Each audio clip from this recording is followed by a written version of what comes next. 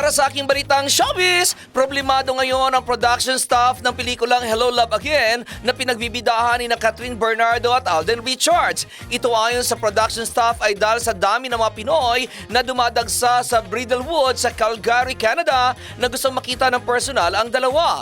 Makikita sa mga nagkalat na video sa Facebook na dinadagsa nga ang shooting ng dalawa kung saan sa isang video ay may nagsalita pa ng huwag kayong maingay dahil posible umanong mapalis ang buong production kapag nagreklamo ang mga residente na nasabing lugar. Kinumpirma din ni Christopher Min ang nasabing bali-balita dahil may tumawag umano sa kanya na kaibigan na taga-Canada mismo at sinabi sa kanya na masyadong pribado ang nasabing lugar.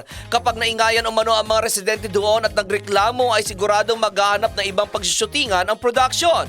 Halata rin umanong maraming pumupunta dahil araw-araw ay laman ng TikTok sina Catherine at Alden at sinasabi ang location shooting ng mga ito kaya dinadagsa ito ng mga OFW.